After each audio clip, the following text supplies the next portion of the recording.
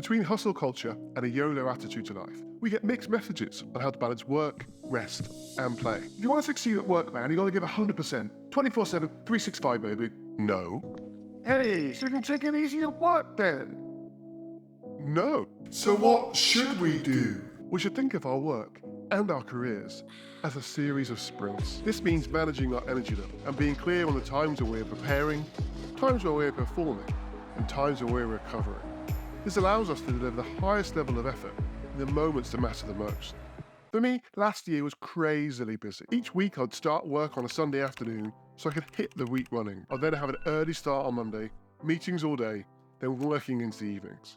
I'd repeat this throughout the week with diminishing returns. The start's getting later and the finish is getting earlier, but still feeling increasingly shattered. On Friday, after my last call in the afternoon, I'll go straight to bed, no matter what the time, and try to sleep. Or often I just lie there feeling shattered, but my mind still spinning. On Saturday, I would spend the whole day as a zombie. On Sunday morning, I'd start to feel human again, just in time to start the whole cycle all over again. This was not a productive cycle. I'd feel my productivity waning as I went throughout the week. But I just told myself to push through it, had another coffee, or ate something sugary to give myself a temporary boost. In the second half of the week, I have time allocated to do important tasks, but not the energy to do them properly. Those tasks would slip to the weekend and become late, meaning that my Sundays were being used to catch up with the previous week's activities, rather than getting ahead of the following week's work. I was busy, but my constraint wasn't time. I could always get out of bed earlier in the mornings or go to bed later in the evenings.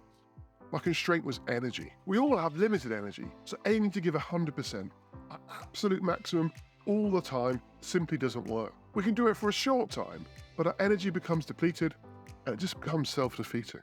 One Sunday, I decided to break the cycle. Instead of starting work in the afternoon, I just chilled out and rested.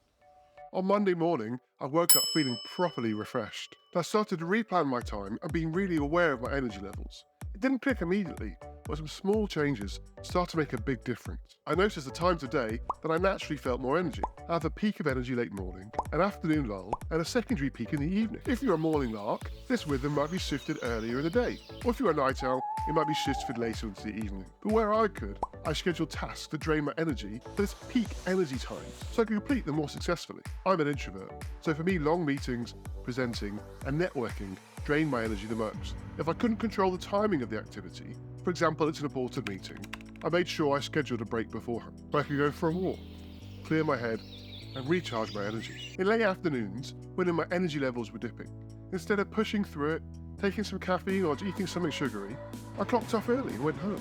As an introvert, cooking dinner whilst listening to a podcast is a great way for me to recharge. I was then able to come back to the tasks in the evening when my natural energy was having a second wave. Completing tasks in the late afternoon when my energy level was low took far longer. I didn't just shift the time I was working, it reduced it. As I hadn't loaded up on caffeine in the afternoon, I slept better at night. I felt more refreshed the next day. I was more productive at work and more present outside of work. However, 2 weeks ago, I started work on a Sunday afternoon, worked flat out Monday, Tuesday, Wednesday, and Thursday. By Friday, I was running on fumes. I did the same last week. Had I learned nothing? Had all my good practices gone right out of the window? No, it was intentional because it was a really critical period. A series of events and meetings came together that would have a significant impact on me and my organisation.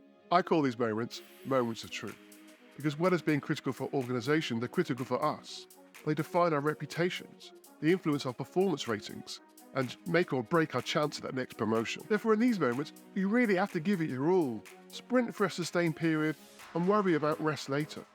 So next week, I can have a slightly quieter week, and then I'm on holiday for 2 weeks. If these moments of truth present themselves when we're absolutely exhausted, our chance of success will be diminished. So we have to be ready.